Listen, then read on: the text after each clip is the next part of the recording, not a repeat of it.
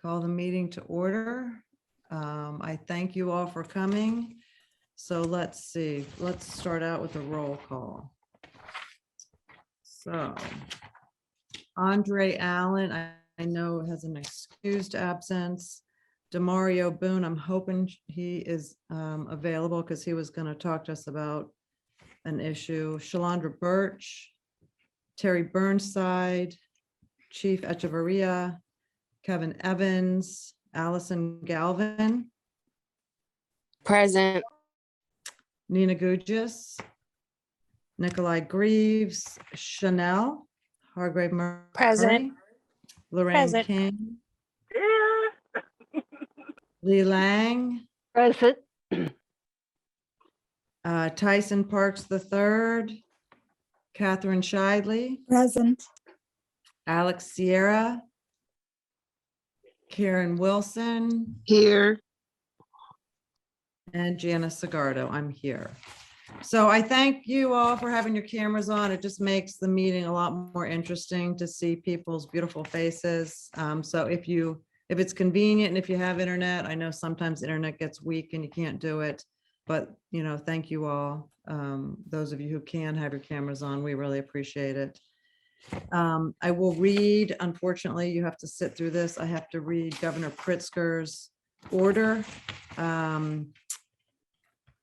Basically, it's a public notice that says Governor Pritzker signed a new gubernatorial disaster proclamation extending the statewide declaration through December 12th, 2021. With the signing of this disaster proclamation, public meetings can continue to be held remotely per the requirements listed below. All meetings with customers should be done on a remote platform if at all possible. For public meetings that have already been noticed, we will need to renotice in order to provide the updated information. 1, standard 48-hour notice except for an emergency meeting to all members of the public body posted at the meeting location on the public body's website and provided to any news media that has requested notice. During the meeting, participating members must be verified and must be able to hear one another as well as hear all discussion and testimony. 3, during open meetings, members of the public who are present at the meeting location of the public body must be able to hear all discussion, testimony, and votes of the members of the body. 4, if attendance at the regular meeting location is not feasible due to the disaster, alternative arrangements must be made, and notice of the meeting must include the arrangements that will provide live public access to hear all the parts of the open meeting, phone number or link to Zoom, Teams, GoToMeeting, etc. 5, at least one member of the public body, the chief legal counsel, or the chief administrative officer must be physically present at the meeting location unless it is not feasible due to the disaster. Other members of the public body may attend in person or remotely. 6, all votes must be by roll call, identifying each member and recording their vote on each issue. 7, standard minutes of all meetings must be kept, approved, and made available for public review as usual. And a verbatim audio or video recording of all meetings must be made and available to the public review. These meetings are public records and must be maintained for the Open Meetings Act. Let's see, I think that's the end of the public notice. So thank you for bearing with me there. So first, I'd like to get a motion. You all should have received the minutes of our October 14th meeting. We canceled the November meeting because the holidays. Can I get a motion to approve the minutes of the October 14th, 2021 meeting that you all had? Lorraine So- King, I move we approve. Lorraine, motion to approve. Do we have a second? Seconded. Okay, thank you, Catherine. Seconded. Okay, and now we'll vote on that. I'm going to go ahead and call the roll. I'm just going to call the roll of the people that are here. Catherine Shidley. Yes. Yes. Thank you. Lee Lang. Approve. I'm sorry, I'm going out of order. I'm just going around my little Hollywood squares here. Karen Wilson, Yes. Lorraine King, Yes. Allison Galvin. Present. No, are you approving the minutes? Oh, yes, I'm approving. Yes, sorry. We all need a little laugh every now and then. And Chanel Murray. Yes. Okay, and Janice votes yes as well. Thank you. So what we have on the agenda for today under unfinished business is the first item is the committee participation in the complaint process. We try to review this periodically. It seems to be pretty much ongoing right now, and recommendations for the future. Lieutenant Huff is here to explain the internal affairs participation in the complaint process. But what I'd like to do right now is find out if there's an appetite on the board to propose something a little stronger than our current process. And that could be the form of a citizens review board that are found around the state and other localities where perhaps the members of this committee and possibly others, I don't know, it's really up for grabs, have a little more access to information in complaints.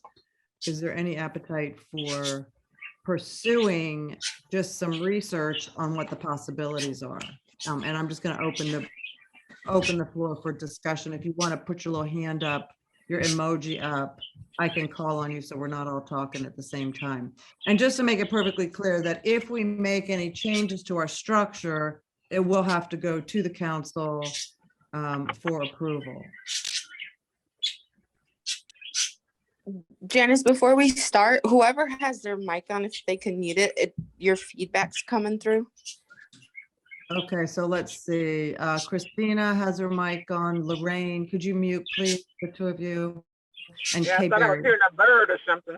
Yeah, so Kay, welcome, Kay. If the three of you have your mics on, Christina, Kay, and Lorraine, could you all, the three of you, please mute?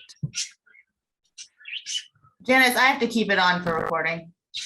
Oh, you have to keep it on for recording. Okay, so maybe Kay, if you mute yours, maybe that chirp will go away.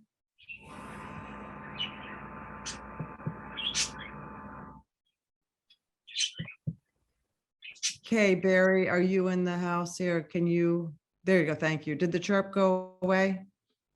Okay, I think it went away. Thank you guys for cooperating. Well, the world of Zoom. Okay, so Allison, did you have something to contribute here to the conversation? I'll let everyone go. I was just wanting to do that before everyone talked because I didn't want the chirping to get in the way of their talking. Thank you. I didn't even notice it because I was doing all the talking. Thank you.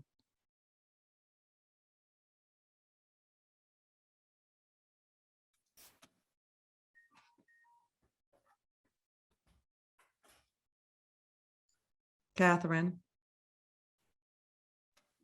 Is the complaint process as it stands, is it adequate? Is it doing the work it's supposed to do? And how do we know it's working? Very good questions. I think what I've heard, and I'm not really the one to ask here, I think there's some other members of our committee who talk to people who have had problems with it. And I don't know what the root of the problems are. One is just knowledge of our committee. And the chief has told us that there will be significant modifications to the website and that he hopes to increase transparency.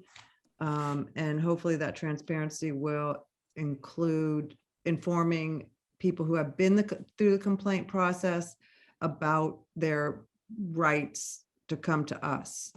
But I just don't think that people are aware of it.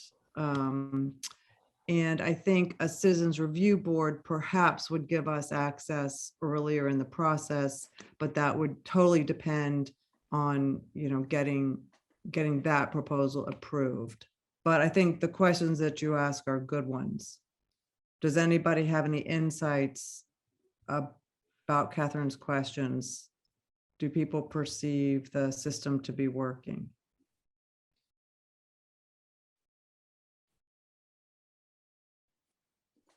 I'll let Lee, oh, sorry, go Sorry. ahead, Catherine. No, go ahead.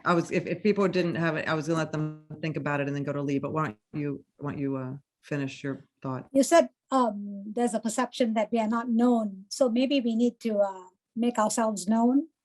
How do people know to come to us? If they don't go to the website, they don't know anything, right? How do they know? I mean, it's very unlikely that people are going to go to a police website. Is there any other place they can go to complain?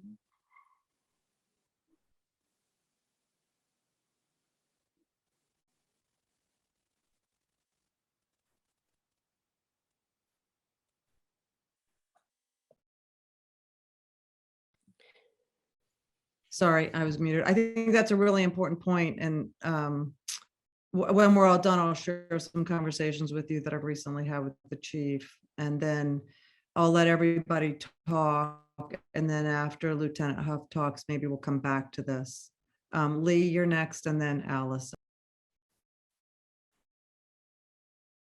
Okay, can you hear me first off? Okay. 2 meetings ago, I mentioned the complaint process under the new law. Prior to my joining this meeting, I had emailed the Law Enforcement Training Board for a clarification of the complaint process under the new law. I had not heard from them before I mentioned that at the meeting two meetings ago. On October 26th, I received a call from the board. He apologized for late. Evidently, there's a police chief somewhere in the state of Illinois that has a name similar to mine. I explained to him that I was on this committee and the complaint process was quite often the focal point. What he explained to me was, as of January 1st, 2022, under the new law that was signed by the governor, any complaint on a police officer at misdemeanor level will automatically be sent to the board for review. The board will check the validity of the complaint.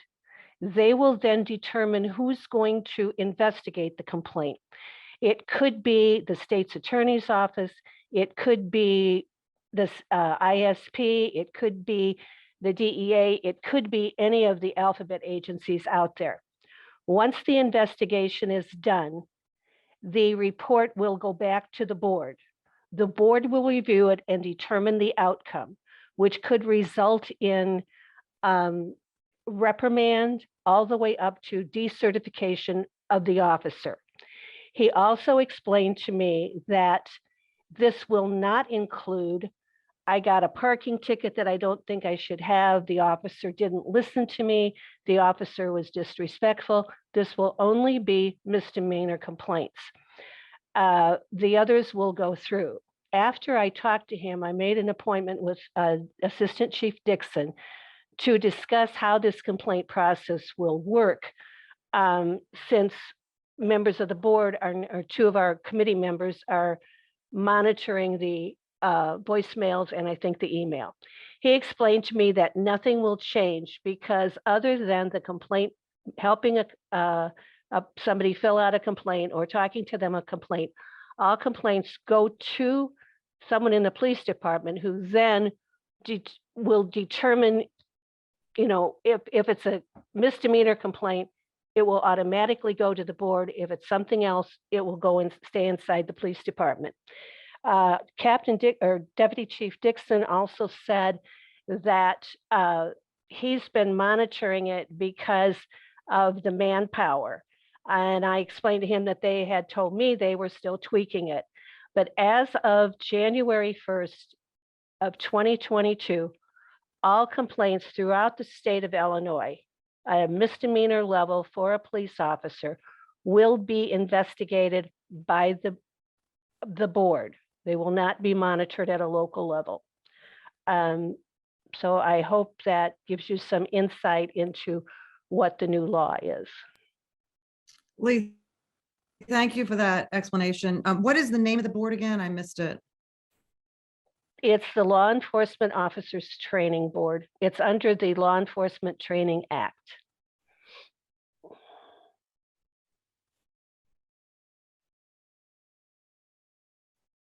And the name of you talked to the head, who did you talk to?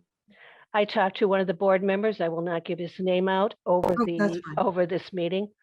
That's fine. Yeah, that's fine. So did that person share at all what the implications would be for our committee if Assistant Chief Dixon said nothing will change? Are there any implications for us? Well, the only implications would be is that there would be the only complaints that we would have anything to do with, and at the present time, Lieutenant Huff could explain that, but my understanding is that right now, all complaints are handled by the police department. The difference is with the board reviewing and determining the outcome. Once they determine the outcome, that is over with. I mean, it's either the police officer gets a reprimand, suspension with pay, suspension without pay, or decertification. So there would be no coming back to this committee on that. But if somebody got a parking ticket that they didn't think was justified, and the investigation came back and said, yeah, it was justified, my understanding is through this committee, the committee could talk to the chief or whoever his designee is to determine whether or not that was an accurate outcome. Okay, thank you. That helps. I'm gonna leave it there and let Allison ask her questions. Thank you, Lee, and I'd love to follow up more on that with you. So it's to answering Catherine's questions. I think that, with the current process for complaints, I don't think that our committee will survive, as from what Ms. King said in like a previous meeting, is that she's only heard one since she's been on the committee. And from other previous members, they never really heard any. And that's the thing is, even with that new law, and thank you, Lee, for saying that about it, is that it still feels like, there's not enough change in what we can oversee and say, because again, we don't have binding, saying anything. And I think that's what needs to be done, because for me personally, there's pretty much like 4 types of different citizen oversights. It's either like the citizens investigate the allegations of police misconduct, and then they'll recommend findings to the chief or sheriff. And then there's like a second type where police officers investigate allegations and develop findings. Citizens review and recommend the chief or sheriff, in this case, it would be chief, approve or reject the findings. Or complainants may appeal findings to an established, review board, to where they would review and recommend their own findings to the chief. Or you can have a board investigate the process by which the police accept and investigate the complaints and report on the thorough and fairness of the process to the department and the public. And I feel like, for us, for our review board, what we're kind of looking for is, to make sure that the decisions that are being, we do our own investigation, and that what we decide is binding as well. So that, as a board with the police chief, our vote would be final. Like what we come up with as a board, that decision is binding. So I think for me, it's important that we do have that say. Because as we've seen before, sometimes, a citizen still won't be satisfied with what the decision that the chief made, or the board, or whoever reviews it. But we need to have, everyone be able to review exactly the different complaints, because again, as citizens, we owe it to other citizens to be able to have a say. And a lot of things fall through the cracks if we continue the way that we are continuing now. So I think that our review board should have a binding say and be able to investigate exactly too as well of what happened with the incident. And that's just my opinion, but please let me know what you guys think about that. Thank you, Allison, for your thoughts. Catherine and Lee, you both still have your hands up. Does that mean you want to add to your comments or you have more questions, or did you just forget to take it down? I put my hand up again because Okay, I want go ahead. to make sure that everybody understands that the review board set up under the new law, it was done by the legislatures, it was voted on by your legislators, and it was signed into law. So it is the law that they will be sending all misdemeanor complaints to the board. If I could use an analogy, it would be like, Janet, I think your husband is a doctor. If he doesn't do surgery, but he gives a report. So he gives a report to the surgeon does the surgery, the patient wakes up paralyzed, okay? The hospital wants an investigation, the family wants an investigation, the surgeon wants an investigation, everybody wants an investigation. So the hospital says, okay, they're going to give the right to investigate and come up with the final solution to our committee. We're going to get all of the information, the charting, we're going to see the equipment, we're going to see all the medical notes, we're going to see the MRIs and all of that. And then we're going to be allowed to go to the surgery room, investigate what went on, and hear all of the audio and visual. And then we will make the determination of whether he keeps his license, whether he loses his license, whether he's sent to the state's attorney for criminal investigation, or whether the family is notified. It's a civil matter. The AMA sort of took care of that because they established peer review boards. So instead of coming up with a civilian committee that has no experience as such in medical records or anything like that, they'd have a board of their peers. If you look at the list of board members, I mean, even our state's attorney, Rami Kowal, I think is how you say his name, he is on the committee. The people on the board that will be making the determination, probably one of them has more experience than any of us do. And so this is what the legislatures have decided to do. They want to make sure that the investigation is thorough, it is proper, and as Allison said, nothing slips through the crack. So I think we need to take a look at that. I'm not against a civilian review board. You want it, that's fine, but we need to understand that when it comes to a misdemeanor level, that's not going to be for us to investigate. Well, we can investigate it, I guess, if you want to, but our say will have nothing to do with what the board action is. Okay, so I just wanted to make that clear. Thank you, Lee. I appreciate your follow-up there.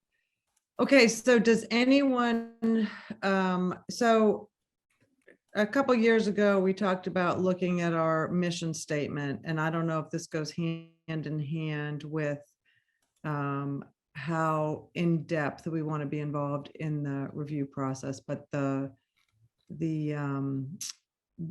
law that created us, I've lost my words for the law, what's it called? The law that creates us, basically the only role that we have is discussing the complaint process if a citizen comes to us and is unhappy with the outcome after it's been through the process, after the complaint has been through the process.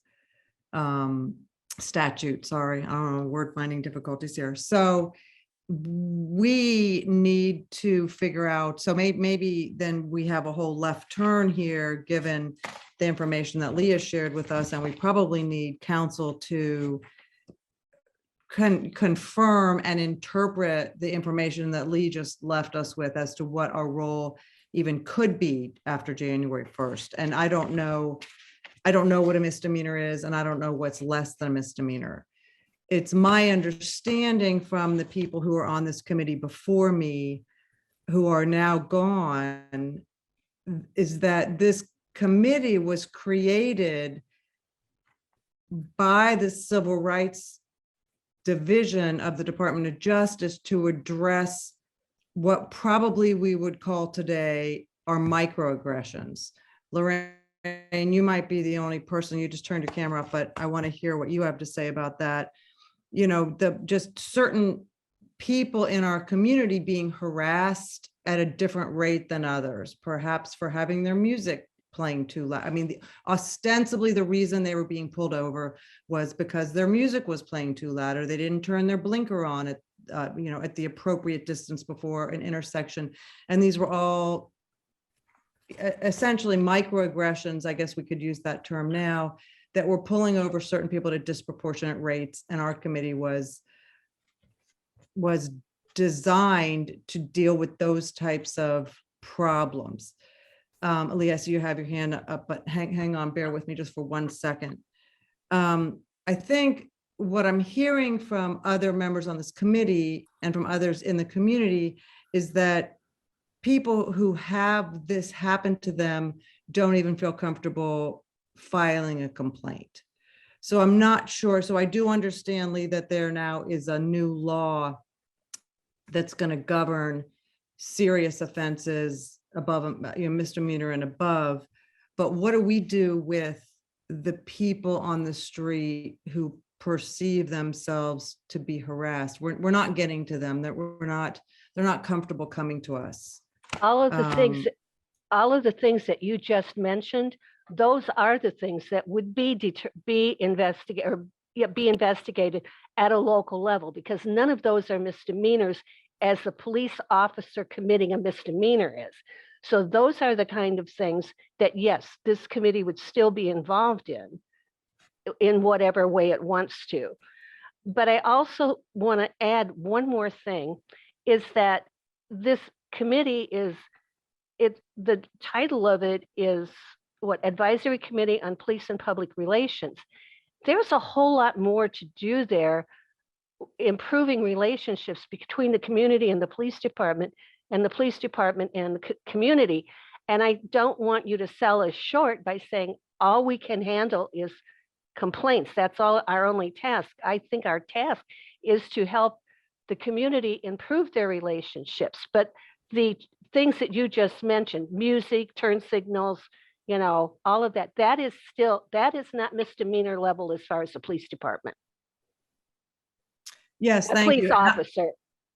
Yes, thank you. And I'm not trying to sell us short. I'm trying to have us make a decision about what we want to do and who we want to be and how do we serve police community relations best. So thank you for pointing that out. No, I'm not relegating us to that at all, but we need advice from our other committee members as to how we'd like to, number one, get ourselves to be more visible so people do feel comfortable coming forward if they do have a complaint in the first place, managing that complaint in the second place, and then how can we as a committee aid community relations? I think that's a good point.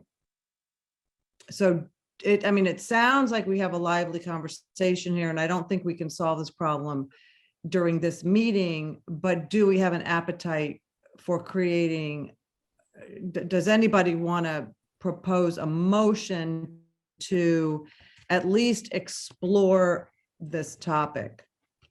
I motion. Okay, can you tell us what, can you verbalize it in some way that we're going to propose a citizens review board, or that we are going to do, we can also review our mission statement, a la Lee Lang's recommendations also. They could be two different things. Yeah, I proposed a civilian review board to look into the different models that we would like to specifically pursue. Whether or not we can conduct, parallel investigations, or, even if, the chief or internal affairs deems that it's not necessary to be heard, we still have that power to hear it. Just explore those different avenues to create a civilians, sorry, my brain, civilians review board. Okay, thank you, Allison. So I think we have a motion on the table here to just have a conversation about a citizens review board and to look to see what the possibilities are for our committee to be involved in something like that. Do we have a second? Does anybody second the motion? I would I second it second it. if the purpose of it is to have a conversation about it, if it's not definitive. Okay, so. Because we've already changed a lot already with him saying that people can come directly to us. Before, they couldn't come directly to us until after they made the complaint. So that's a big change right there. So if it's simple to have a conversation and investigate the possibilities, then I would second it. Okay, so Lorraine seconds it. I'm gonna go around my Hollywood squares here and it's not gonna be in alphabetical order. Sorry, guys. Right now I see Allison first. Yes.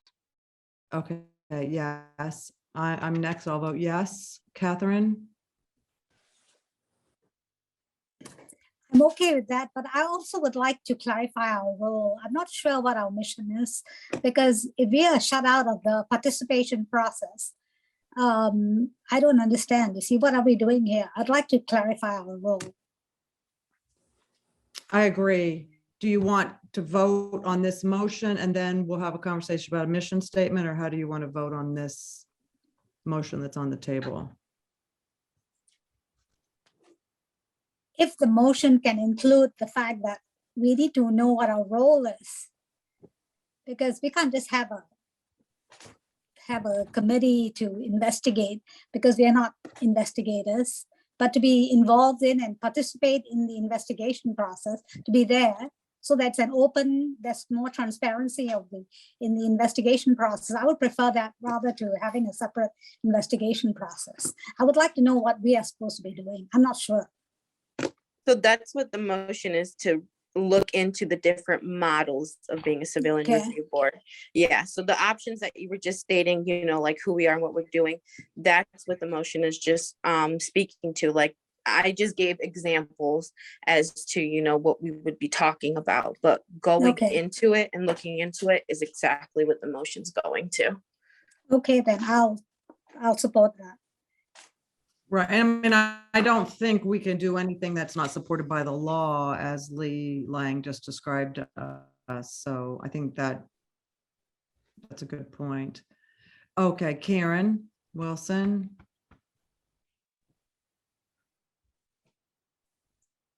Karen, you're muted. I'm Do you sorry, hear what did you us? say? I I don't see moved you. to my kitchen. What did you say?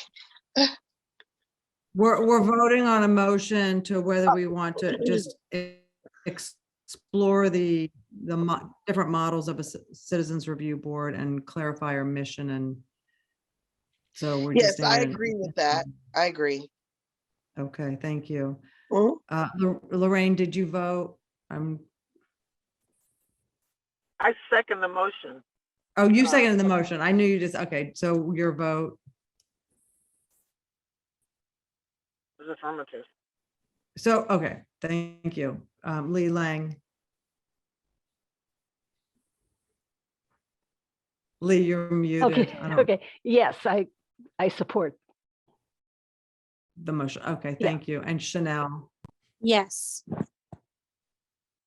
And let's see, Chief, I see you here in the house here. Welcome. Are you, you count towards our quorum, but are you a voting member?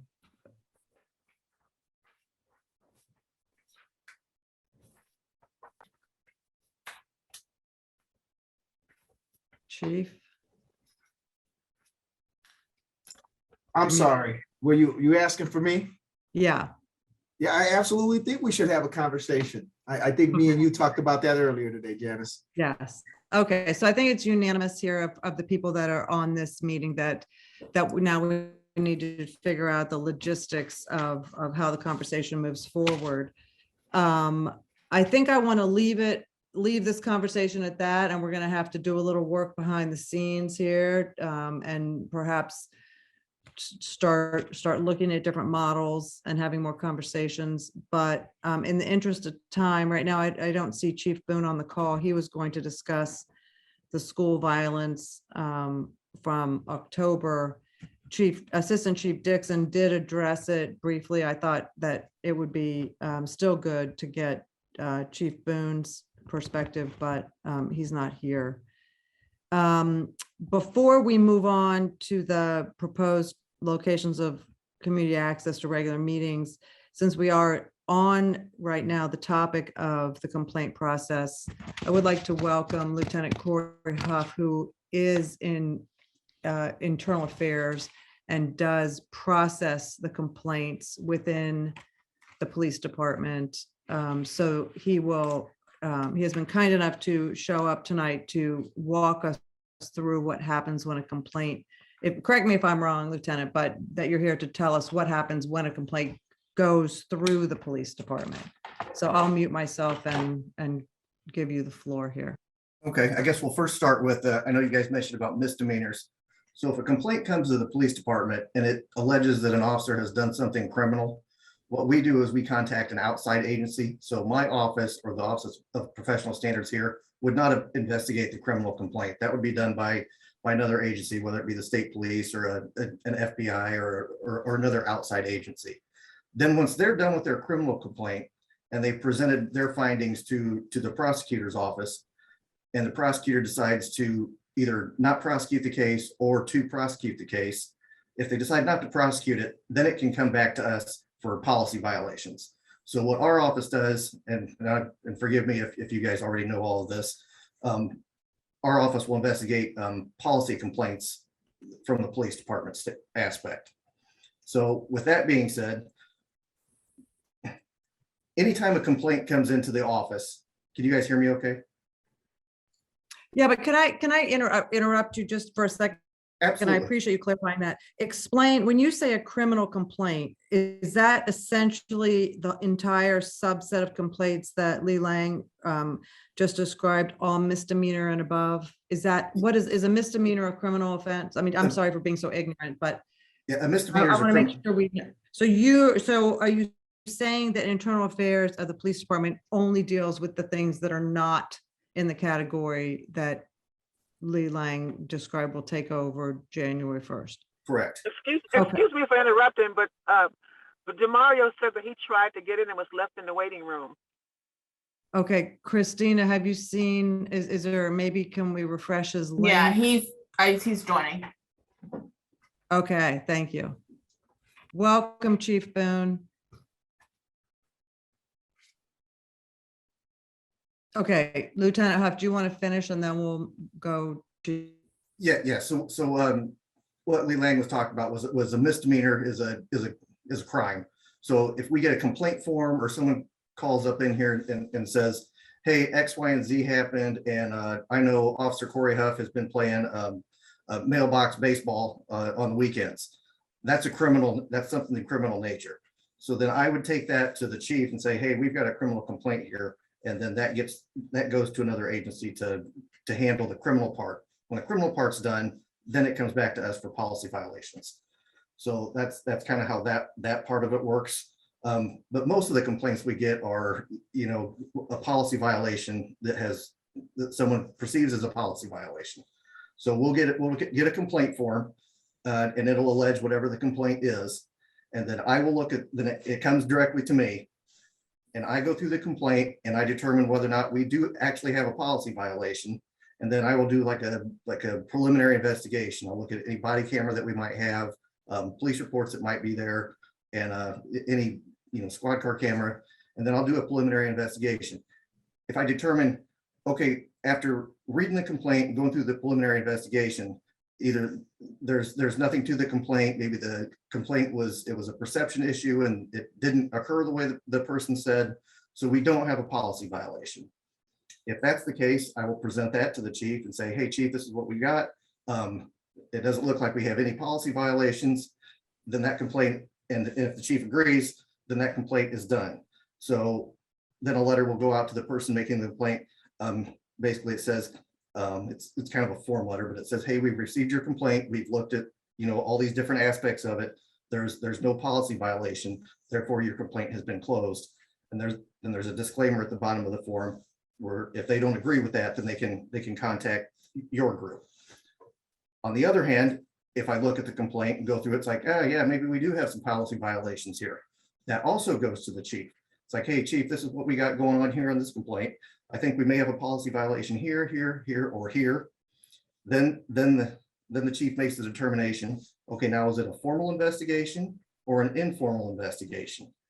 And the way that's split, if it's a formal investigation, the Illinois Peace Officers Disciplinary Act kicks in. So then there's a formal complaint process that goes through that. And kind of the rule of thumb is if the officer's looking at discipline of 3 days or more, then it's going to be a formal investigation. If it's less than 3 days, then it can be considered informal. So if the chief determines that it's an informal investigation, it can still be done in my office, or the commander of whatever division can handle the complaint, then forward it back up to me. And then it always ends up at the chief's desk for final approval. So if we have a formal complaint, it's always done from this office. And then we go through basically the same type of procedure. And then I make a finding. It's either going to be sustained or not sustained. So we've got a policy violation. Yes, we can prove that the officer violated the policy. That goes to the chief. Then the chief makes all the determination on discipline or what type of discipline is going to be rendered. That is basically the complaint process in a nutshell. Now, how do we get complaints? I've been up here 3 years. We get them anonymously over the phone. Somebody will email the chief's office. So we get them all kinds of different areas. They don't necessarily have to send in a complaint form. If we get a complaint on an officer, it's going to be investigated. That's kind of the gist of it. I guess I'll open it up for any questions if anybody has any. I know I went through that kind of fast. So correct me if I'm wrong here. Am I hearing that there's essentially two kinds of complaints, criminal and policy? Is that about it? Is that in a nutshell? Okay, Correct. so I see you got it. Yeah, thank you.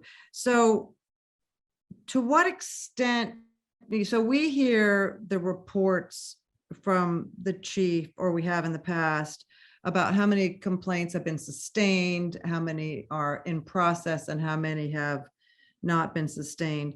You're saying that you can get complaints anonymously and in any form, and they'll all be investigated.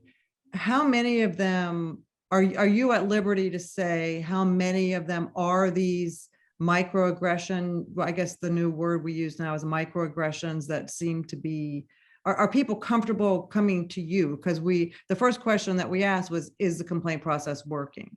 So what is your opinion of the community's willingness to come to you to complain? Do you have a good feel for that? Well, obviously, I'm not going to know if they don't contact the police department, or it doesn't come in through some other way. But I do know that we get them, across the board from, I don't like the way the officer looked at me to, the officer cussed me out on the street. So we do get like a whole plethora that come in here. Sometimes they call on the phone. Usually we get them through the complaint form, and that's typically the way that I get them. I know in the past couple of years, a few times they've been emailed in directly to the chief. Then the chief brings them over to me to handle. So we kind of get them a little bit from everywhere. And we've always investigated every complaint that we get, whether or not it's, with a signed affidavit or not. Every one of them's always been investigated since I've been in this office. So I think it's always been done that way, but I wasn't here, so I can't say that definitively. Okay, thank you. So is it true that the signed affidavit is now no longer required on the? That is my complaint understanding, form? yes. Okay, thank you. Does anyone have any questions? Just, you can raise your hand emoji here so we can.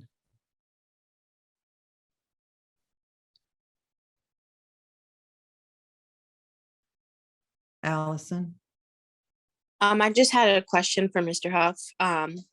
So when you do the complaint process, and you send the letter, does anyone ever call and follow up with them? And then what do you use to like deem as, do you ever feel like, some of the decisions that you make that should have been sent to a third party, outside of law enforcement? Do you ever feel like, oh, if that you had the chance to talk to someone else about the investigation to help make your decisions? I'm just curious about the process on how you take the complaints. So if I get a complaint, I have to, and I think maybe there's a policy violation. So I have to look at exactly what our policy says, and then I have to apply our policy to what the officer did or did not do.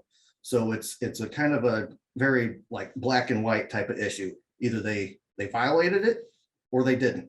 So that's, if they didn't, it's not sustained. If they did, that's sustained. Then the hard work, what the discipline should be, that's for the chief to decide.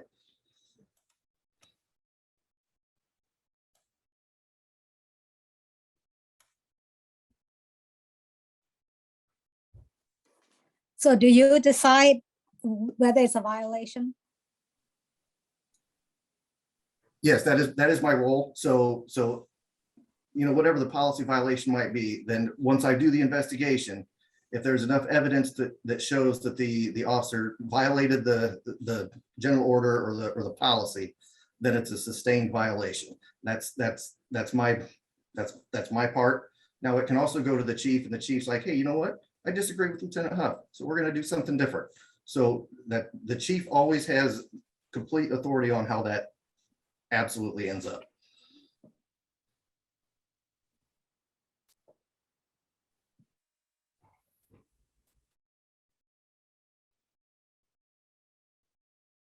Lee?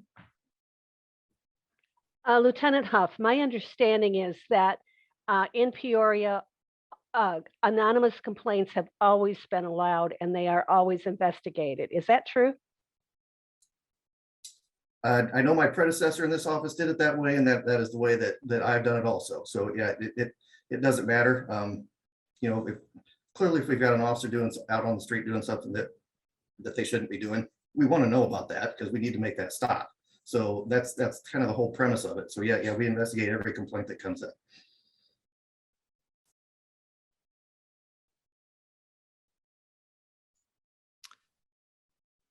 So I guess I'll ask a general question. Do you see these types of microaggressions being reported, or is it not something that you see a lot of, perhaps because people don't feel comfortable? I'm not quite sure how to ask the question. Yeah, I'm not sure how we're defining microaggression, but if I know you made the comment about like a turn signal or loud music. I guess that kind of would go along the lines of a racial profiling. I can't recall of any that come in that way. So if you guys are hearing that's those complaints, probably need to bring them, to my office. But yeah, I'm not seeing those specifically like come in like that. So I think it's important for community members to know that their complaints can be anonymous. I'm not sure I knew that. I guess Lee knew that. That's an important thing to know. Yeah. Thank you for sharing that. Yeah, if you know somebody that's come to you and says, hey, officer so-and-so is doing X, Y, and Z, and I know you're on the community, I don't really want to be involved in it, but can you let somebody know that I really like him to stop? You guys can absolutely bring that to us as an anonymous complaint, and we will look at it the best we can with the information that we have, and go forward wherever it might go. Janice, I have a follow-up question, if that's okay. Yep, of course. Lieutenant Huff, when have you ever allowed, like, I understand that, once they're arrested and go to court and stuff, like, do you ever give the opportunity for people who, even are arrested, usually after some of the racial profiling microaggressions, do you think that's why they're not being reported? Because, statistically, those microaggressions lead to something more serious. I know the attorney has the right to fight for that in court, but do you ever get complaints about those things from people, or offer opportunity for people that are in jail to complain about what happened with some police officers? Do they have a say? I have gotten complaints from the jail. And a lot of times they're best way to explain it is they're trying to go through court through this office. So I don't handle that. So what I do is I refer them back to the Peoria County State's Attorney's Office. If an officer stops somebody for a legit reason and they get a ticket or they end up getting arrested for committing some type of crime, it is the state's attorney's office sole authority of whether or not they're going to be charged and what happens to them at the courthouse. It does not come from the police department. So as far as that goes, I'm not sure if I answered your question, but that's how that's handled. As to whether or not they should have been stopped, I'm not getting those complaints, so I'm not real sure how to answer that question.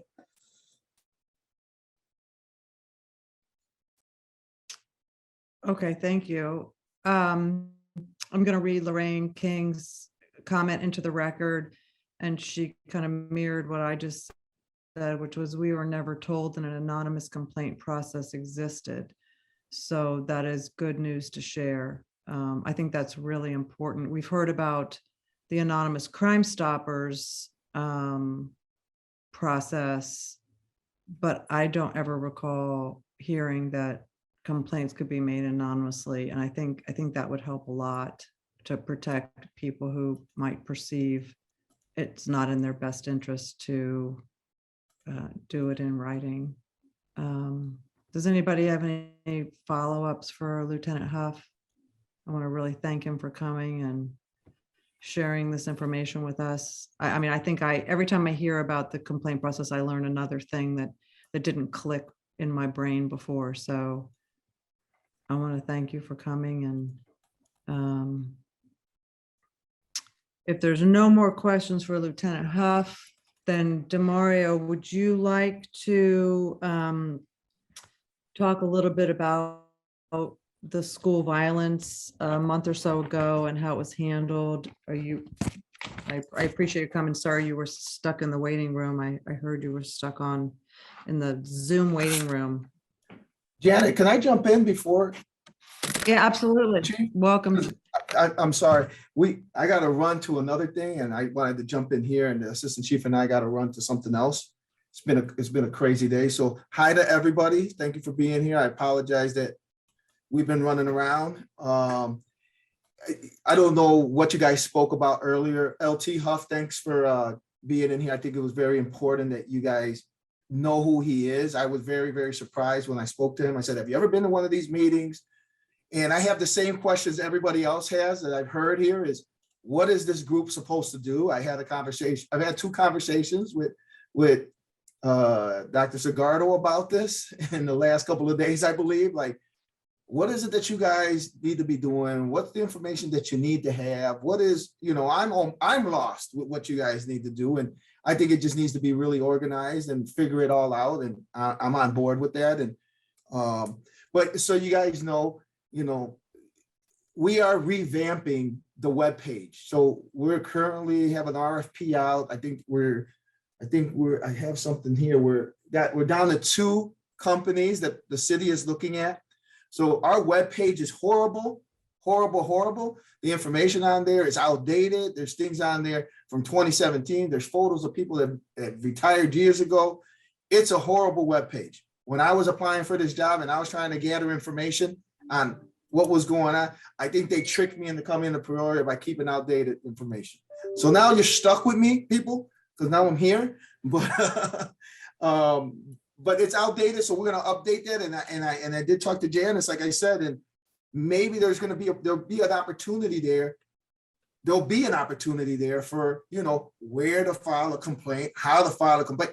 On the flip side, how to also file a compliment, right? Or accommodation. I don't want this to be just one way here. You know, these officers are doing phenomenal work. So I'm going to defend that. But when I have somebody that does something bad, I'm also going to step up and say they did something wrong.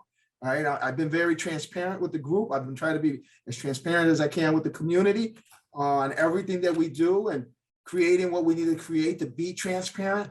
But I think the group, and I think, I don't know if you talked about this or not earlier, we will be talking offline, Dr. Zagardo and I and whoever else, just to make sure, like, what is it? What's the mission? What's the vision? Where does this need to go? What does it need to look like for your part?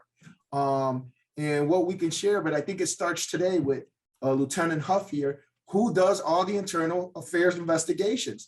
And I wanted to be note that I don't intervene in his investigations. If I was there, first of all, I don't have time to intervene in investigation. Number two, if I'm to intervene in investigations, then I don't need him, right? That's his job to take this investigation, go get the facts of it and present those facts to me. And so I don't intervene until I get the investigation on my desk. And then I have to take some time to sit down and read the whole thing and watch body cam videos and watch everything else that I need to. So I want that to be noted, but I'm on board with you guys and know that I'm here and we will work through this and figure out what this is going to look like together and what's your desires and what are my desires and how do we get whatever information that needs to get out.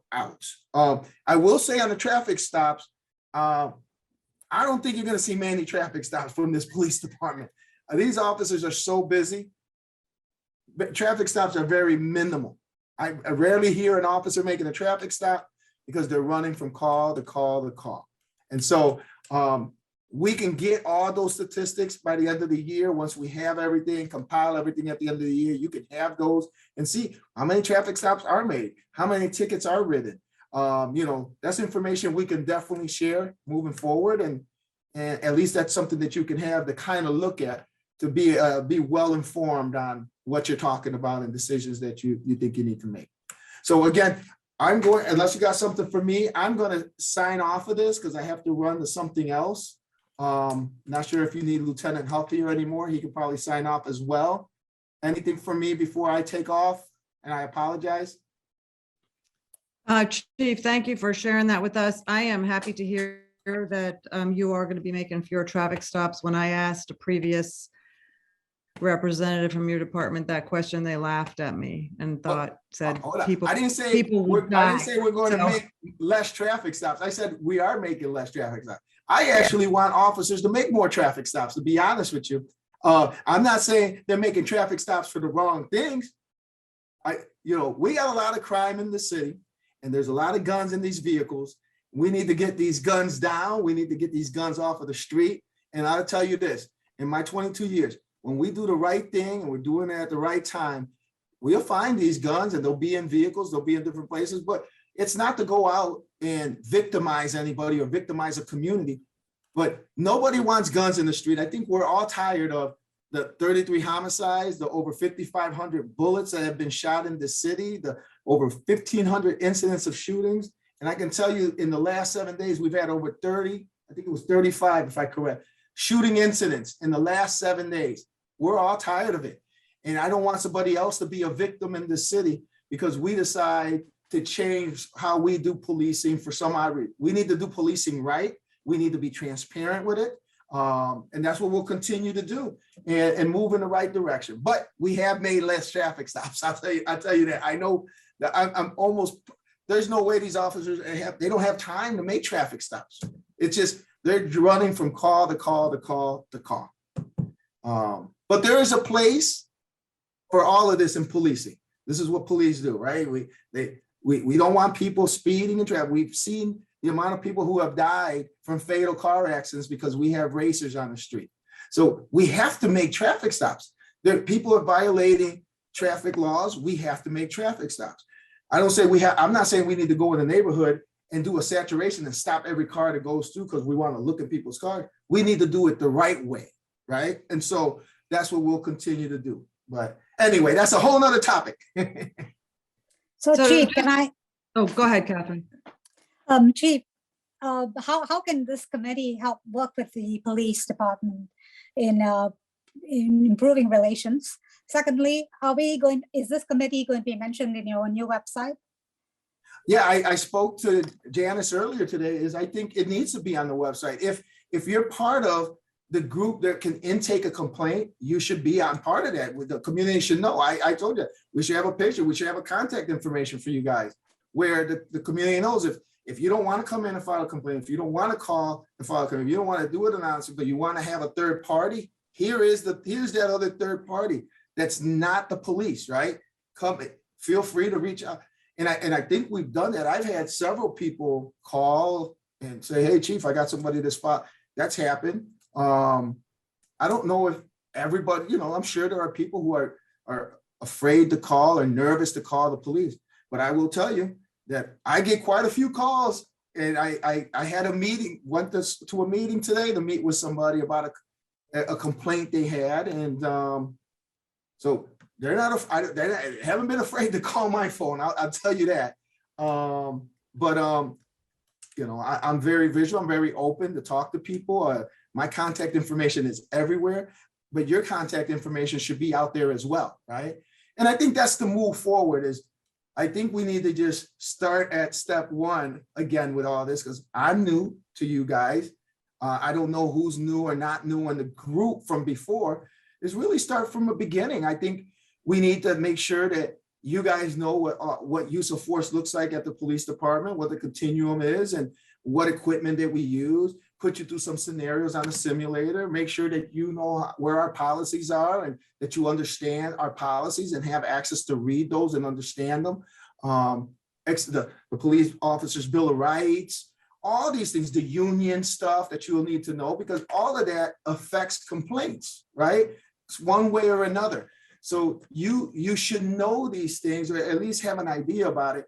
And Lieutenant Huff is a wealth of information with that. He's been doing this for a long time. And I think that's the person that should be at these meetings with you when you're talking and wanting to know something, because this is what he does every day he comes to work. This is his sole job. And so I think it's very important that you know him. And I asked him to come on this meeting, and I want you guys to understand that that's the transparency that I want to have. I'm not hiding anybody. If I didn't invite him here, I don't think anybody would have asked or known, and not at least for today. I think it's important that we as a police department are in front of this, and that we are partnering and communicating with you. I have no problem with that at all. We should be transparent. There's going to be things that come up that we won't be able to talk about, right? I think the lieutenant mentioned, there may be cases that are criminal. Well, those go to an outside party. We're not going to talk about it. As a matter of fact, we don't tell anybody else in the police department if there's a criminal investigation, because we need to keep that stuff quiet while the process is going on. So there's things that we internally won't even mention to nobody. It might be things that only the chief might know about, or maybe the assistant chief and the chief may know about, right? Because we need to let the process be the process, and we don't want to interject into that process. So there's a lot, I think, and moving forward, I think we'll be able to move in the right direction, answer, get this group where it needs to be. And I think we're moving in the right direction, at least starting today. I think everybody's asking the right questions. What should we be doing? Now you know the IA lieutenant, and I think we'll move forward this way. Thanks, Chief. And thanks, Catherine, for the question. I'm going to go backwards a bunch of paragraphs and let y'all know my ignorance even more. When you say you're getting guns off the street, you mean illegal guns. Is that true? Is that what we should take from that?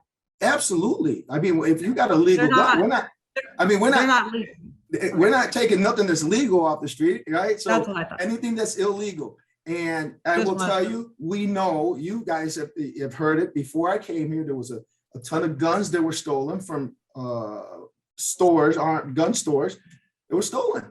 And there's a lot of those guns still on the street. People are ordering guns online and getting parts, ghost guns, right? And so there are guns that don't have serial numbers and there's other things. So we have to work at, I always say this, no matter who you are in a community, you don't want violent offenders, you don't want sex offenders, you don't want gang members and drug dealers in your community, right? Because you want to feel safe. Everybody there's nobody, I don't think there's anybody in this, I would hope not that you want that in your community. We all want to be safe and feel safe. And there's a certain job the police has to do sometimes, and that's part of it. So, we want to make sure that this city, we reduce crime and numbers go down and people feel safe, and kids can, I'll say this. I've been meeting with kids at the schools. I have a youth advisory committee that I've established. And we will meet starting in January, but I've met with all of them. And I will tell you that from every high school, Quest, Manual, Richwood, and Central, every single kid that I met with that's going to be part of this advisory group that Demario Boone helped me with, he's down here, so thank you, Boone. Every one of those kids that I met with who are going to meet me at the police department, who are kids who are vocal, I don't know them, I met them now, and said, I need kids who will be vocal and really say what they feel, what's going on in the community, and what can we do better as a police department. Advise the chief of police of what we can do to serve the youth in this community. What can the city do? I want to hear your voice. Your voice is valuable. You have you definitely have a huge say on what goes on here. They're the future. Every single one of those kids at all these schools, 100% of them know somebody that was killed by gunfire or been shot or been injured by gunfire. Every single one of them at every single school. So there is an issue here in Peoria that we need to get to the bottom of. And we're going to do that. And so I'll be meeting with those kids along with everybody else. Yeah. Go ahead. If I can interrupt you, that might be a perfect segue to Demario, Chief Boone discussing that school violence, if you're prepared. And You guys have a good night. We're going to take off then. Okay, so then are we gonna skip the general police update? Is there anything that you wanted to share? Or do you feel like you've shared everything relevant? Yeah, I think we've pretty much shared what we need to share. I don't want to We'll let hold you you go. guys any longer. Okay, thanks. So thank you. Okay, we'll let you go. Good night. Thanks for Thank coming. you. All right. Good night, everyone. I'll turn the floor over to Demario, and thank you, Lieutenant Huff.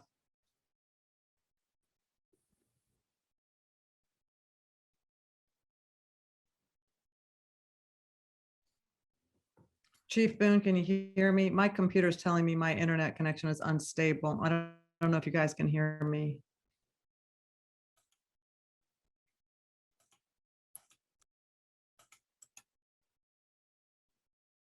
Chief Boone, are you there?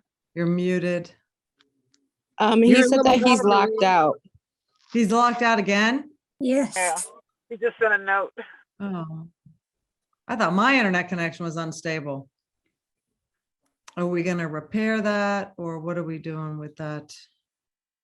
Chief, log I still- off and then log back in and accept that you want to add your mic and your phone and try that way. Janice, I am froze on Zoom, so if he logs back in, I'm not gonna be able to let him back in. Uh-oh.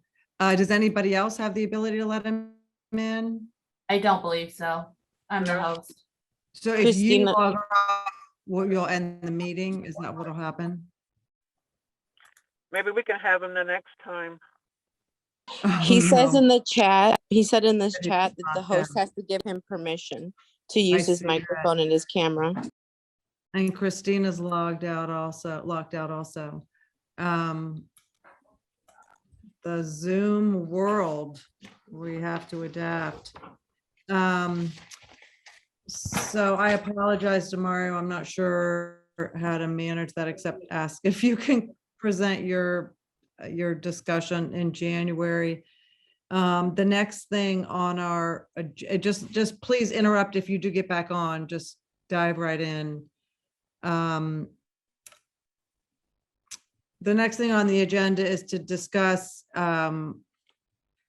is there any way to get community members access to these meetings, like at the library or whatnot, given that this virus is really, I guess that was if we decided to meet in person. So since we're not meeting in person, I guess proposed locations of community access to regular meetings. I think the idea was can the community join us? Can we Zoom meetings that we hold in person? And since we're not holding meetings in person, I could think we can just keep that under unfinished business, if that's okay with you guys. The next topic is the virtual town hall series. Would you all like to propose a topic, a guest who could speak about that topic? And would you like to resume those in January or whenever? Let's see, Christina, before we get to this topic, are there any citizens who have asked to address the committee? Because we only have a No, couple I minutes did left. not receive any.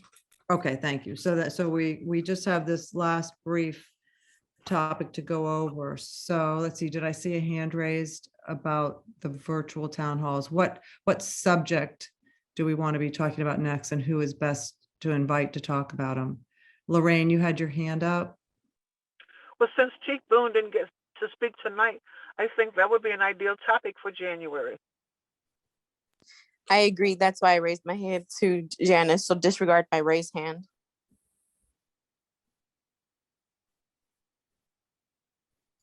Okay, so I think we've had a lot of comments in the past about youth services, and it sounds like Chief Boone and Chief Echeverria are doing some new things in the schools. So do we want to, let's see, this is what, the second Thursday of the month? Do we want to go for like, I guess, Christine, I can't remember, were we doing the town halls on the fourth Thursday? Does anybody remember? Yeah. And Yes, it we was the could fourth do Thursday. that and make an invitation to them, and perhaps, I think there was even an idea, what is it, fourth? I think there was even an idea floated that we invite the superintendent. So that would be, I'm looking at December. That would be 1, 2, 3, 4. That would be January 27th.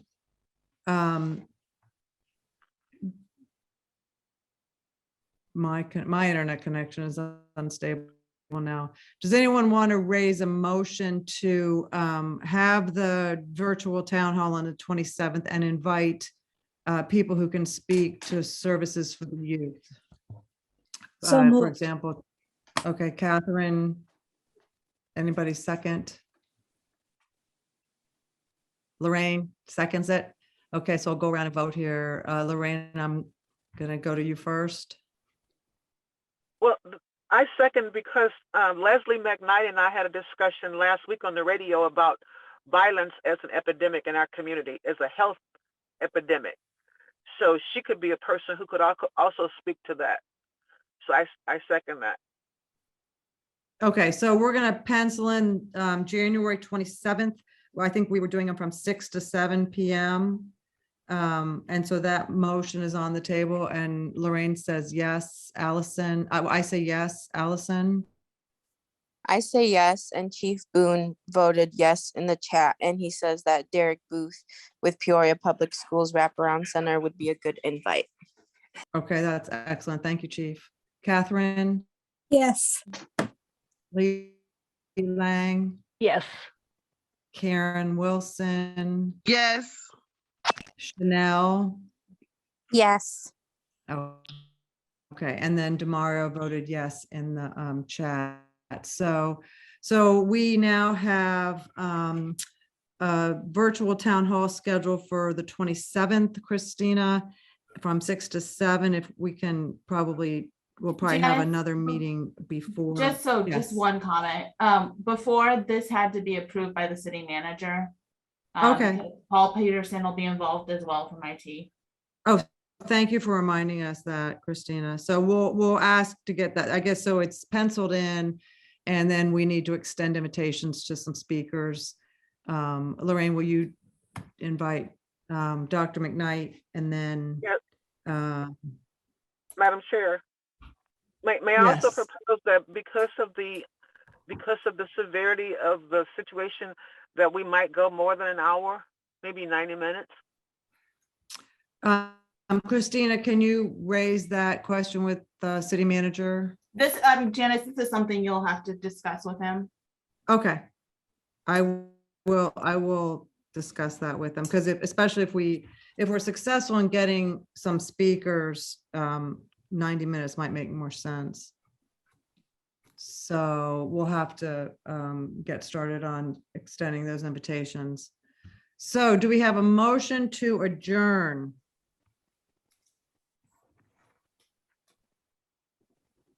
I move. Oh, sorry. Lorraine motions to adjourn. Lee, were you gonna? I'll second. Lee seconds. Thank you. So let's vote. I mean, does that, I guess, do we vote on the adjournment? Lee, Lee, Approve.